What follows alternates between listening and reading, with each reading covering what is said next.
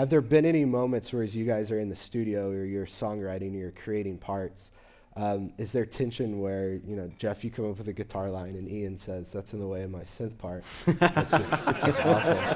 Yeah, that's the order it goes in. Definitely the order. And everyone says, Ian, it's in the tracks anyway, so it doesn't matter what you Hey-o. Are there... Multitracks.com. The more you know. Have there been any conflicts that have come up in that creative process? And if so, how do you guys deal with that?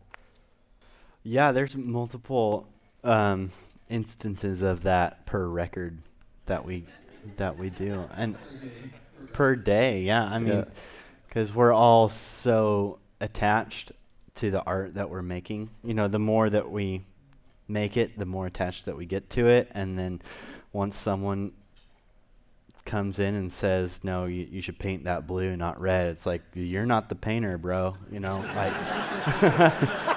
But they are. They have an equal share because it's their art too. We're making one thing together. So, you mentioned me and Ian. Well, me and Ian, after the songwriting, are largely the melody makers of the music for the rest of the song. So we write. Ian writes my guitar parts. I write his piano parts. We are in each other's world all the time, and I can't take even credit for my guitar playing on the records because my guitar playing is largely due to Ian's influence on it. And that being said, we have moments where we've disagreed, and we just respect each other, and we agree to not argue too long about something, and we both go ahead, Ian. I think there's a couple of interesting kind of truths in there, and one is that as attached as you can feel to it, there's nothing that important that a relationship should be trashed over.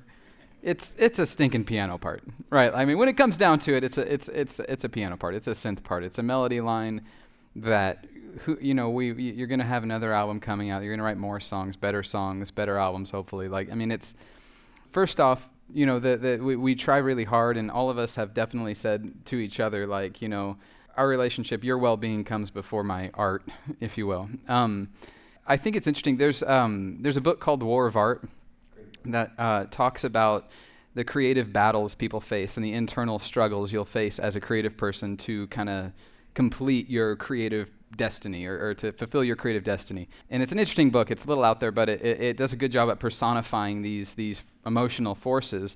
And I don't remember if it's in that book or its sequel, or its sequel after that. There's one that's called The War of Art, one called Going Pro, and one called Do the Work, I think. But one of the books talks about the concept of the idea of loving your art so much that you're willing to lay it down. You love the idea of what you're doing so much that, I'm so attached to what we're doing in the studio that I'm willing to let Jeffrey make it better, right? And I think that that's an interesting concept that we haven't said out loud a lot, but we've stumbled upon the idea of when you get in there and you, for us it's the studio. We do most of our rehearsing in the studio. For you it might be the stage, might be a home group, but we're willing to be a team.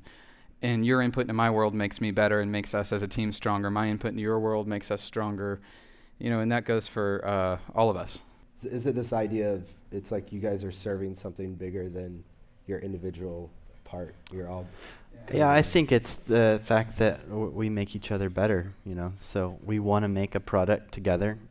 We don't want to make Jeffrey's product. With that in mind, there's going to be moments on every album that I choose to not get my way and just trust my coworkers that they're right. You said an interesting word, trust. Yeah. How do you develop trust in a team between? You sleep on it.